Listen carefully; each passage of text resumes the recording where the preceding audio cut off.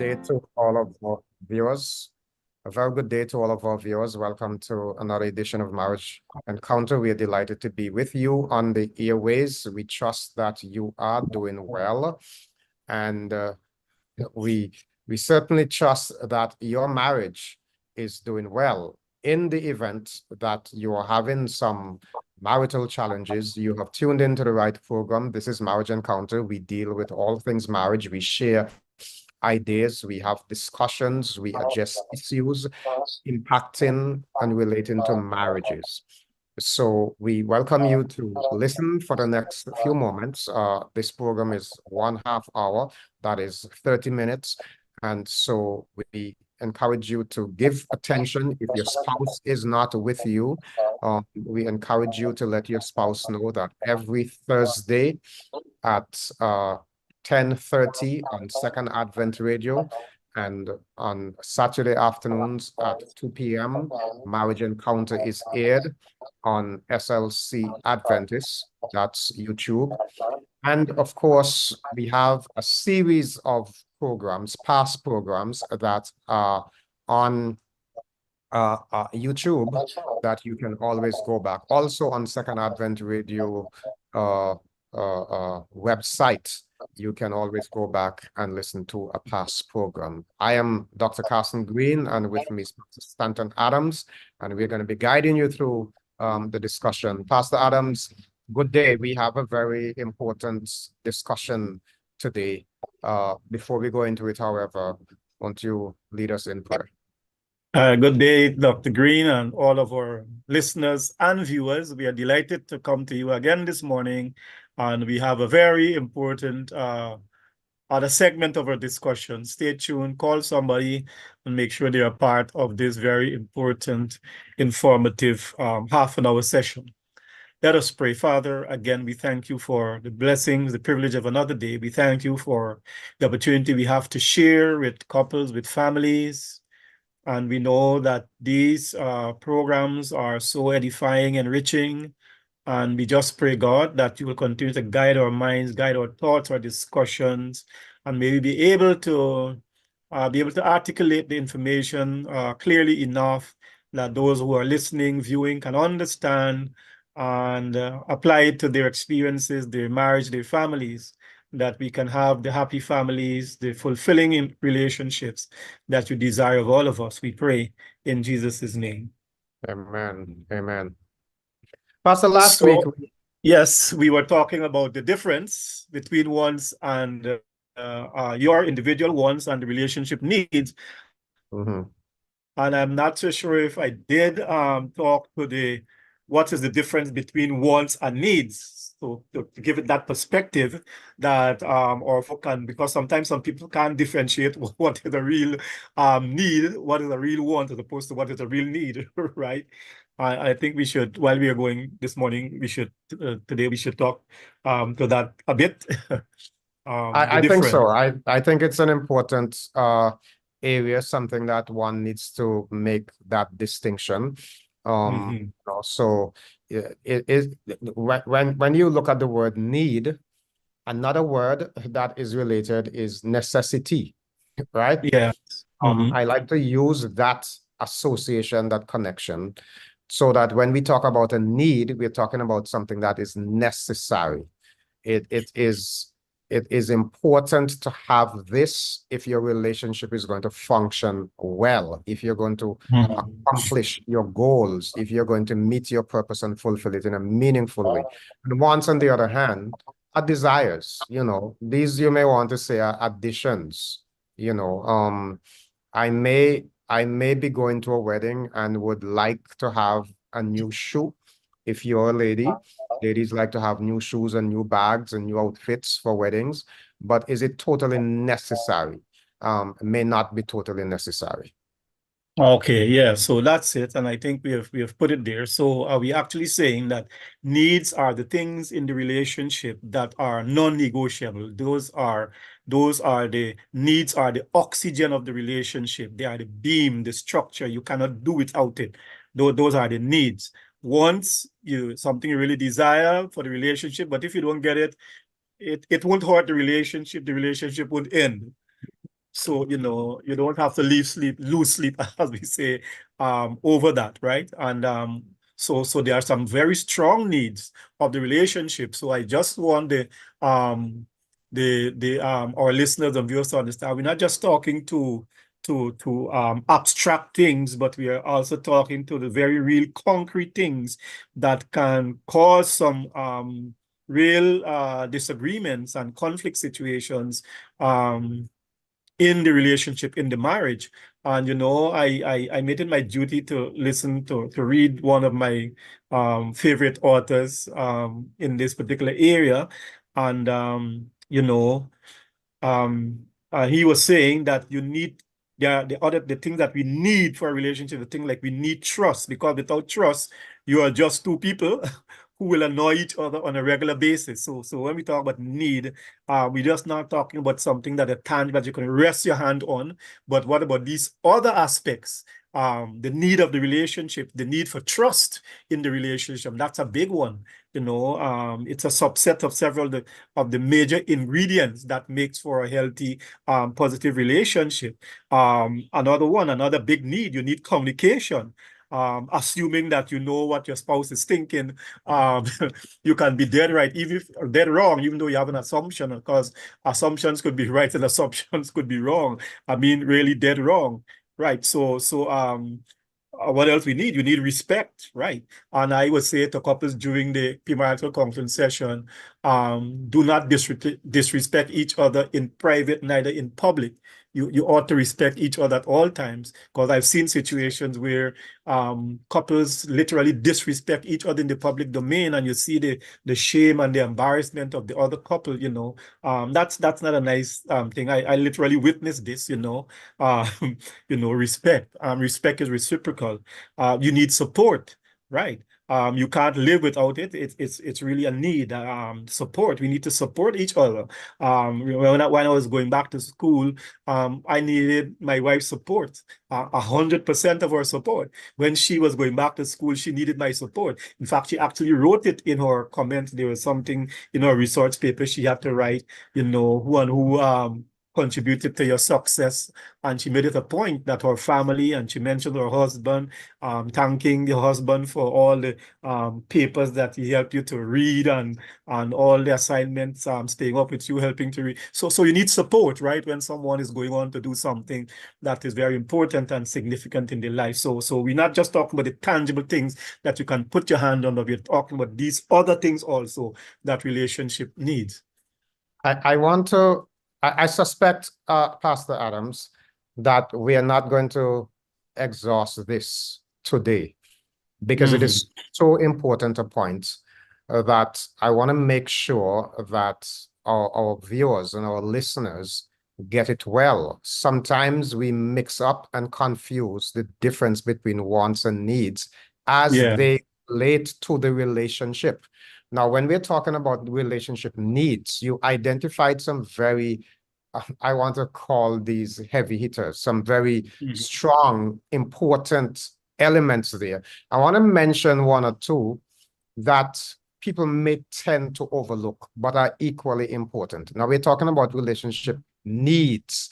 In other words, if these things do not exist, if we don't give attention to them, if we don't ensure that they are present, the relationship is going to be impacted in a negative way. So one of what I may want to consider to be something that people are sometimes likely to overlook, and that I want to say is fun. Your relationship needs fun. You need to have leisure time where you can act and play together.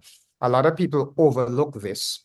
It is important. The saying, all work and no play makes Jack a dull boy. A Yeah, yes. relationship needs to have this time where there is bonding, where there is laughter, where there is relaxation, where you can just have clean fun. In fact, may I suggest that if you do not have fun time in your relationship, if that atmosphere can be light where there is laughter, there is going to be a lot of tension in the relationship. And when you are stressing over work, stressing over bills, stressing over discipline of children, all of this tends to weigh you down. And so having fun, there are times when you need to invest in having fun. There's so many things you can do that may not cost any money, but every now and then you also need to give attention to making some investment in this area. That is something that sometimes many couples overlook, thinking, oh, we can do that another time. But it is important not to overlook the value of having fun in your relationship. Yeah, and even the Bible says that, that the merry heart doeth well like a medicine. Mhm. And when Abimelech looked through his window, he saw Isaac, the young man, sporting with his wife. I mean, that conveys to me that they were having some fun time. Pack up your basket and put on your sunglasses and go to the beach and have a picnic or something. Just have fun. And these are very, very good, because it's not just having fun, but there's something. The relationship is benefiting because you are bonding in a physical, non-sexual way. You are bonding to each other and the relationship, right? So you need to have fun, because life could be all drudgery and routine without any fun. And a pastor in my own family life, I had to tell my elders and leaders that I'm not practicing. I'm not preaching what I'm not practicing. I'm not putting any board meeting when it's a public holiday. Go off with your family, and I'm not putting any meeting when it's a holiday. Let people have fun with their family. Let them have the time off to have fun with their families, and so And let me add this, because there are church people who are listening to us, and sometimes we use church to cloak a lot of things. yeah, So church must not become an excuse for breaking down a marriage relationship. right, definitely. You should not be so busy at church that you don't have time to give attention. And I'm just picking up on what you mentioned there. It's a public holiday and you want to call a board meeting. That is not in order. You ought to respect free time for people. People must recognize that, hey, there is something called family time. And don't think that because it's church, you have to say yes to it. You have to establish priorities and make sure that you emphasize for your family what is important for your family. And this is a serious matter, because Dr. Greene, and listeners, in my experience as the pastor over I think in my 36th year now in ministry, I've literally seen a family fall apart. And this was the husband complaint that the wife was always in church from work, church, church, work, church, no time for fun, no time for him, this, that. And he was a fun, outgoing, loving person. The family actually separated, and that was one of the reasons he mentioned. So it's not a light It is matter. serious. Yeah, it's a It is serious a matter. serious matter, and we must not overlook it. So Right. again, we're talking about relationship needs, and we're talking about needs versus wants. So if I may, uh, I just mentioned fun as a need, as something that is necessary for the relationship. We may add things like honesty. You need to have honesty. You need to practice honesty in the relationship. Uh, what you may want to say, transparency. These are Yes. things that are important. Now, you use the word trust.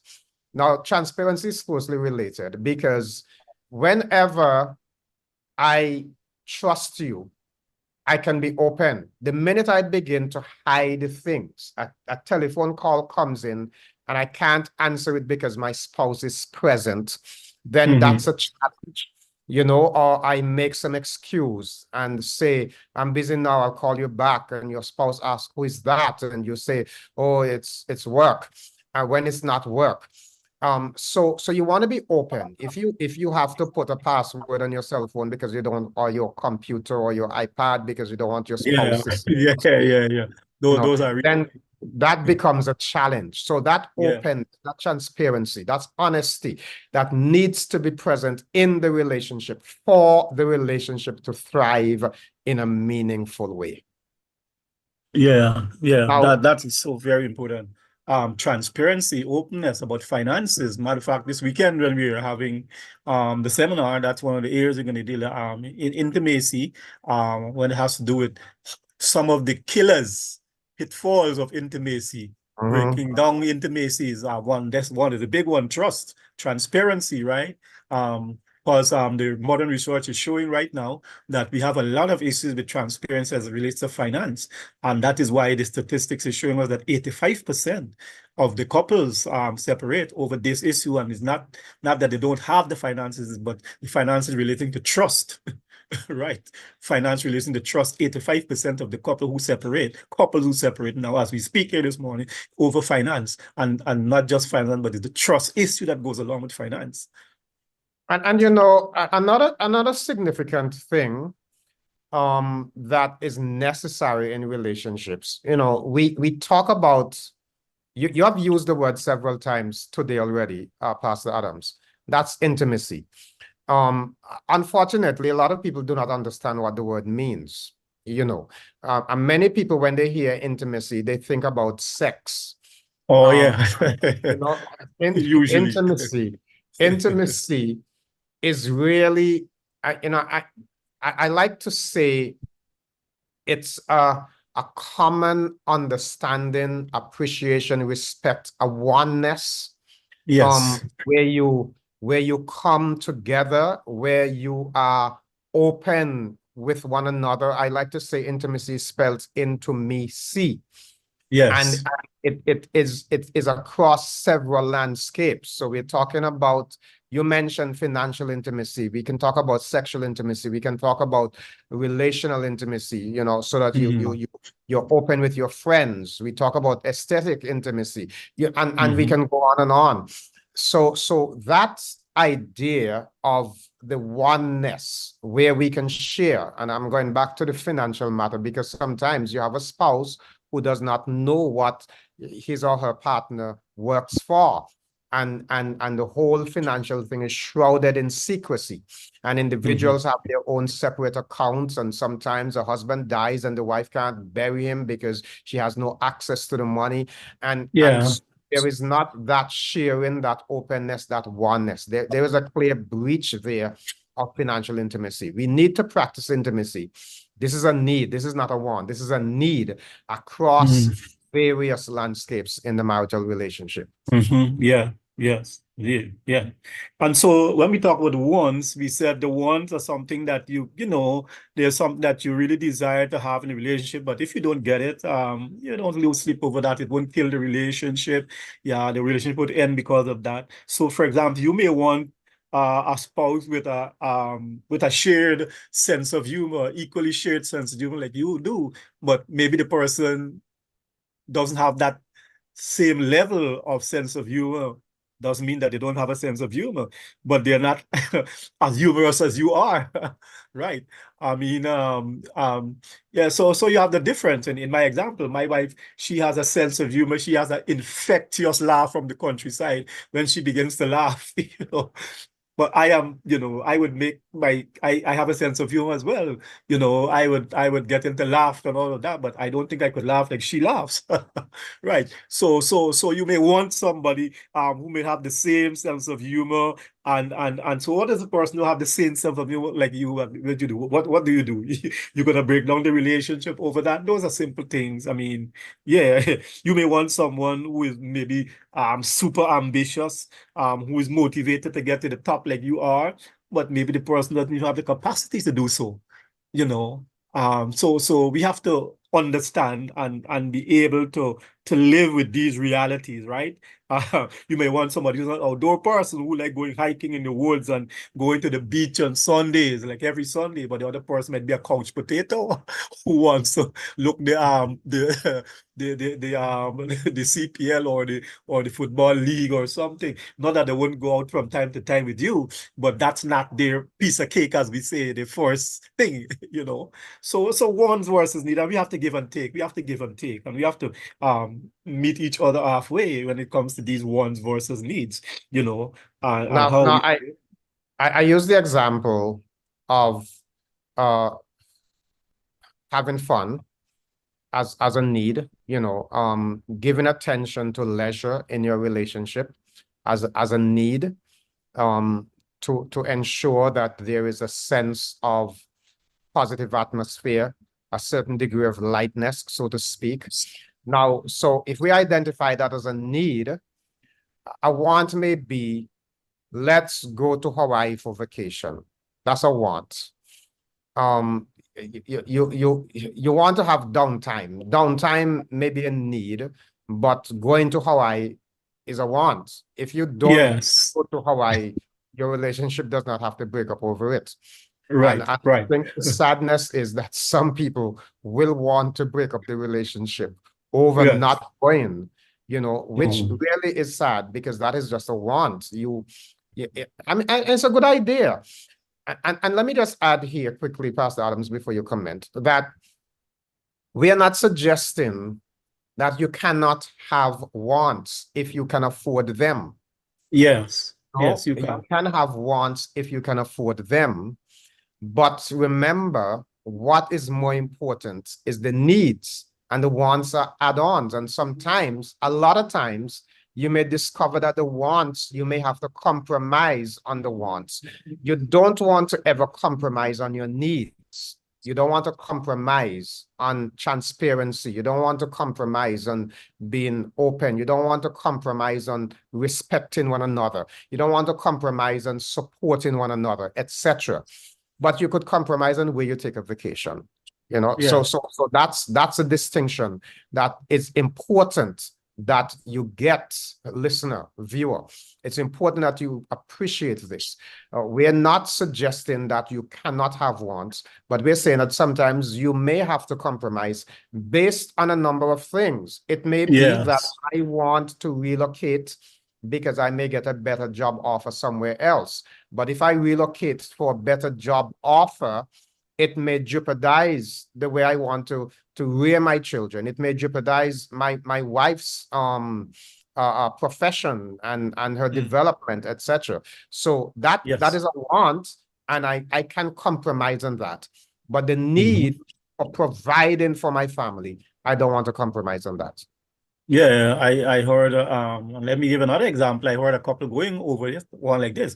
The wife want to dine out 4 times a month at one of these top scale restaurants because her friends are doing it. The husband says no, two times is okay, right?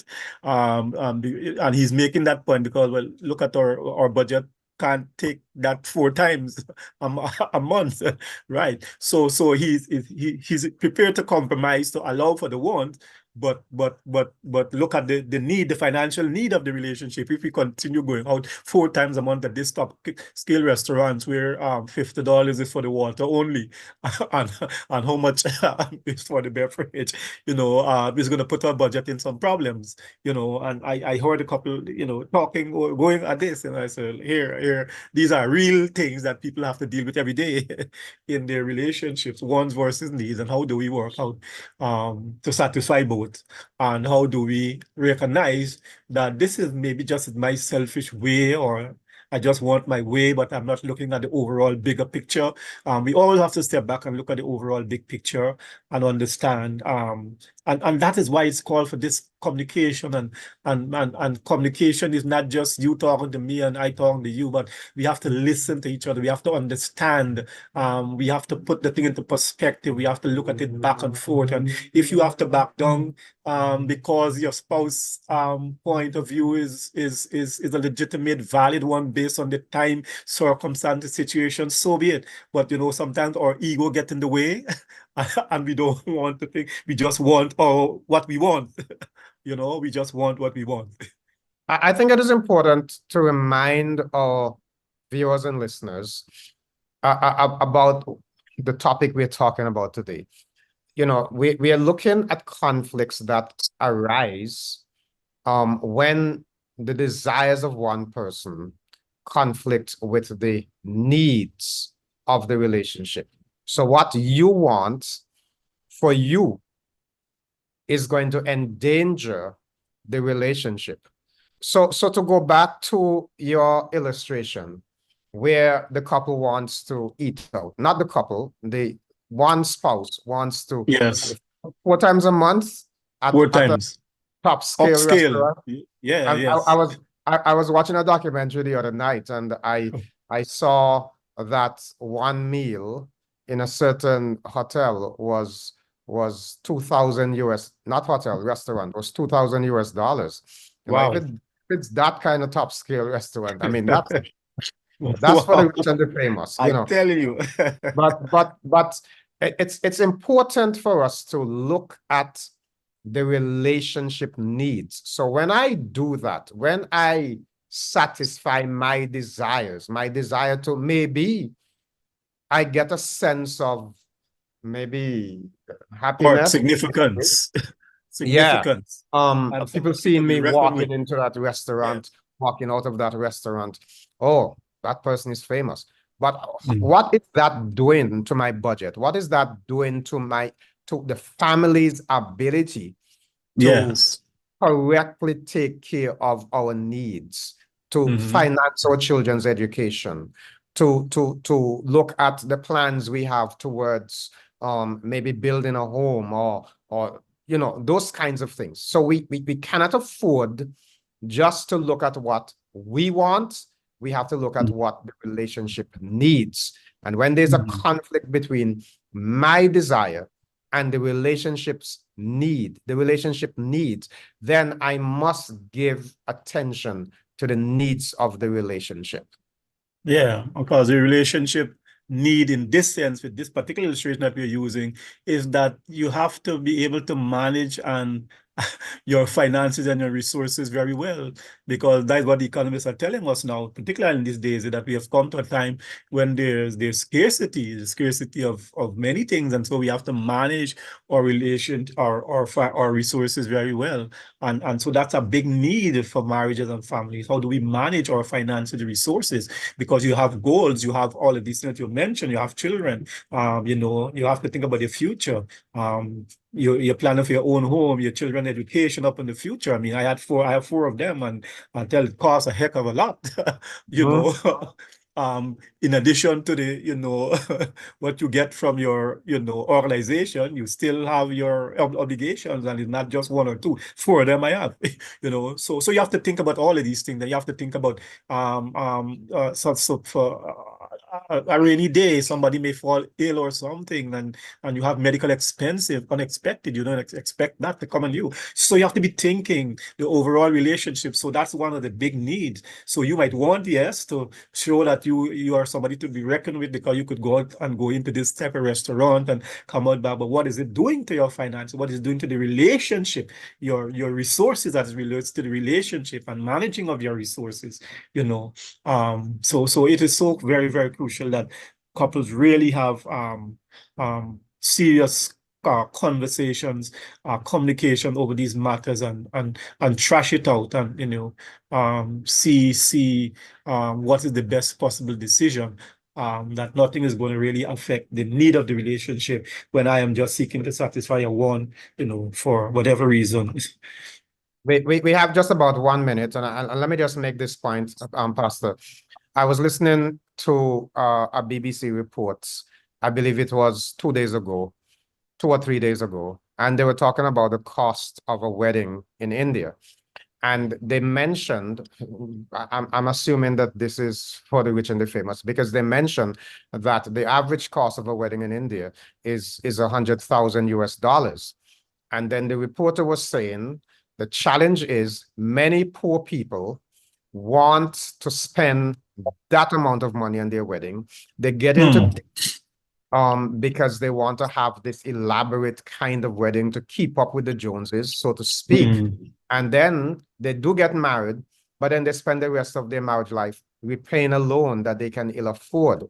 One Hmm. has to consider when you're making a decision about the long-term impact on that decision that you're making.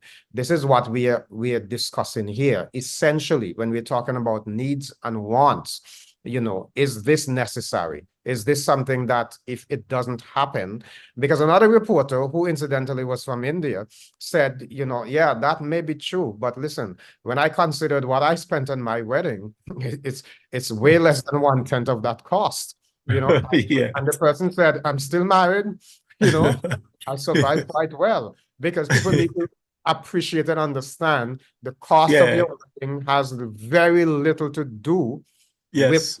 the marriage that comes afterwards, Mhm. so give consideration to the difference between wants and needs. Yeah, that sounds like preparing for the wedding and not preparing for the marriage. That's right. That's right.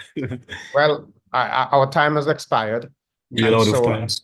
want to say to all of our viewers, if you have questions, comments, or concerns, please feel free to write to us, marriageencounter@slcadventist.org, marriageencounter@slcadventist.org. If you have questions, comments, or concerns, please don't be afraid to share with us. Thank you so much, and we will see you again, same time next week. God bless. All right. Bye, everybody.